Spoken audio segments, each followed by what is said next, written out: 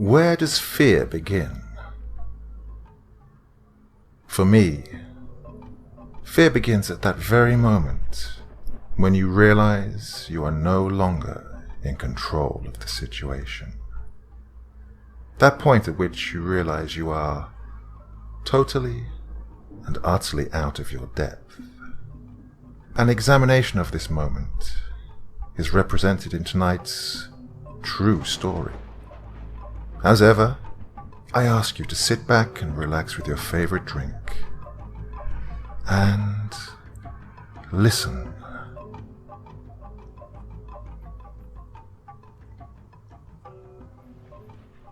When I was 13, my buddy Jake and I would spend a lot of time exploring and messing around in the forests and mountains that surrounded our town. We would often go on night hikes, sometimes for hours when there was a full moon. It was on one of these nights that I had the most fucked up, terrifying experience of my life. A place we would often hang out were these old ruins that sat at the bend of an old fire road. There were two buildings. One was a sort of smaller shack, and the other was a 2-story brick structure without a roof. Apparently they were once used for logging or something. There was some kind of funny graffiti painted on the walls. One of my favorites read, "Casey can't give a blowjob." And under it, in a different color, in cursive was, "No, Brian, you just have a small dick." I never really paid attention to some of the other graffiti, a lot of which were creepy-looking symbols and long paragraphs of complete gibberish in red that took up entire walls. Okay, so, during the end of our summer break, there's a full moon out. It was a harvest moon, you know, when the moon shines bright orange in the night sky. We decided to go out and head over to those ruins, build a little fire and look at the stars. We invited my neighbor and her friend to come with us, probably to try and play truth or dare or some shit. They were in our grade and I thought her friend was cute. But they said it was too creepy out. And although they thought it sounded fun, they decided they didn't want to go. To this day, I am beyond thankful that we didn't pressure the girls to go with us. I know, deep down, that some horrible shit could have happened if they did. So, it's like 9 p.m, and I meet Jake by his house at the edge of a trail that leads to the fire road, which was a few miles up the mountains and into the forest. We both had backpacks with us, with some water, some food, flashlights and shit. We never really used the flashlights unless we were trying to get through some difficult terrain. We enjoyed relying on the moon and starlight to guide us. About an hour into our journey, things started to get odd. Everything just felt different. I'd gone to the ruins at night a handful of times before this trip, and never felt weird. The woods just seemed way too quiet.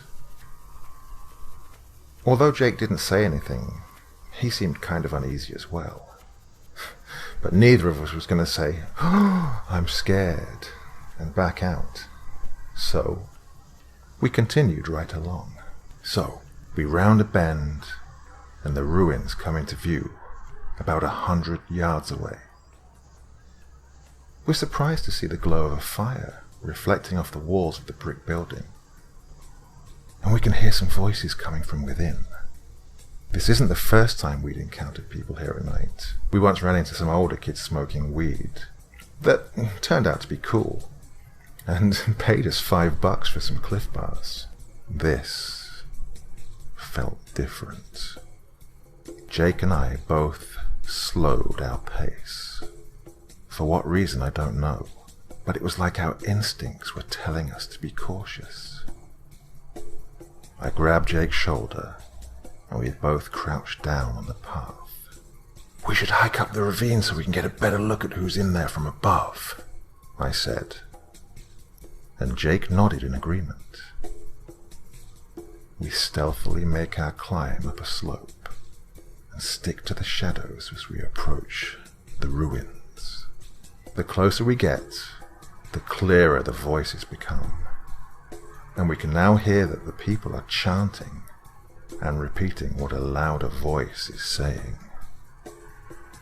We looked at one another, and each of our faces reflected a look of creeped out confusion. I think both of us wanted to get the fuck out of there at this point, but we both just had to see what was going on inside those fucking ruins. We slid up behind a boulder and looked down into the brick building. Inside there were about 8 people, men and women. Some were wearing creepy-ass animal masks. Others were barefaced with ghostly white makeup on. All of them were wearing black.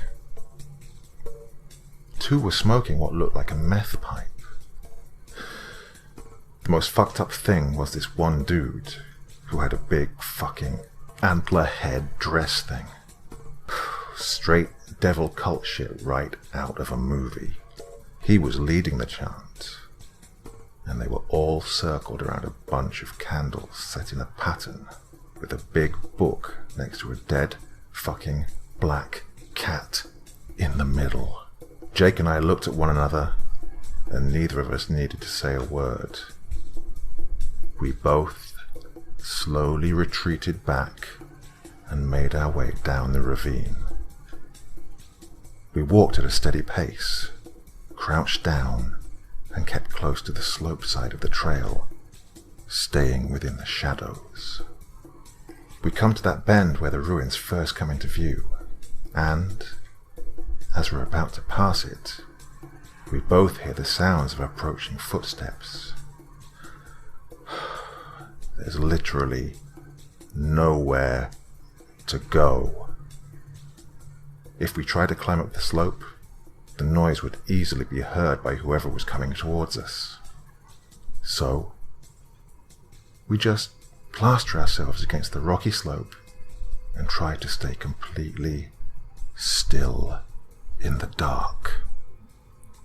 I watch the light begin to grow as it comes around the bend. Jake and I are both silent, neither of us even breathing. I pull out a collapsible knife from my pocket and fold out the blade. My hand is fucking shaking. My senses are completely peaked. I've never felt such a flood of adrenaline in my entire life. The footsteps get louder and the light grows larger until a skinny, 20-something pale guy wearing all black and carrying one of those battery-powered lanterns walks into view. His face is completely illuminated by the lantern. His visage was riddled with scabs and his mouth was hanging open, revealing brownish, fucked-up teeth. Clearly a meth freak. He's about 10 feet from us, walking briskly towards the ruins. For a second I felt like he wasn't going to see us. Then he just froze. I'm guessing his peripheral vision noticed the 2 shadowy figures crouching in the dark to his right. I honestly think the guy was more terrified than we were. Jake and I knew he was coming, but he had no fucking idea we were there. He had that deer in the headlights look on his face, completely shocked and startled. The lights on his lantern were weak, so Jake and I were only somewhat illuminated. There was this moment of complete stillness as we just stared at one another. There was no wind, no sound, and all I could feel was my heart pounding like a fucking jackhammer. It was like the world had stopped. And then me and Jake just blitzed the guy. We both smashed into him, and I guess it must have been the adrenaline, because we sent this dude flying, almost sending him down a steep ravine. He cries out, literally screams at the top of his lungs, and Jake and I just start sprinting down the fire road. At this point, everything gets somewhat blurry. The adrenaline high had made me sort of black out for a minute. Although my memory is kind of foggy, this is what I remember happening. We're sprinting down the fire road, and the guy is screaming for help. For a second, I honestly thought I'd stabbed the dude when we attacked him. But I glanced at my knife and, thankfully, the blade was clean. I remember here Jake saying, "Fuck, fuck, fuck," as we booked it down the path. After the bend where we pushed the dude down is this long section of the trail that kind of resembles a U and leads from one bend to the other. As we're halfway to the other bend, I look back and see 4 people chasing after us with flashlights. We round the bend, still sprinting as fast as we possibly can. Then we both scramble up the hillside and onto a thin deer trail that runs adjacent to the fire road from above. We slow down to a sort of jog as we're trying to keep quiet and lose these fucking Satanist meth fiends. After a few minutes we stop and catch our breath. We are both panting like dogs. Honestly, I could hardly breathe. "Dude, what the fuck? What the actual fuck?" Jake said, looking at me completely trembling from the whole ordeal. "I thought I fucking stabbed the guy, bro," I said with my hand white-knuckled, still gripping the knife. A few minutes pass, and we hear people arguing down on the fire road about 100 yards or so behind us. We stealthily make our way back towards Jake's house. About 30 minutes later, we hear the distant sound of cars starting and tearing out of a parking lot that is away down in the valley at the other end of the fire road. Neither of us stop moving until we pass through Jake's back door, and we both literally collapse onto his kitchen floor, completely exhausted and covered in dirt. Jake's older brother strolls in and laughs at us for laying there like idiots, but he notices the terrified look on our faces and calls his dad to come downstairs. We tell Jake's dad about what happened. He calls the cops, and they show up.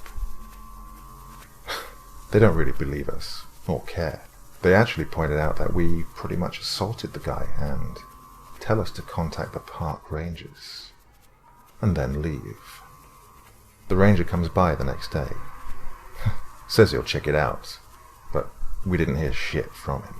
Jake and I gave up hiking that night, and I never went back to that place ever again.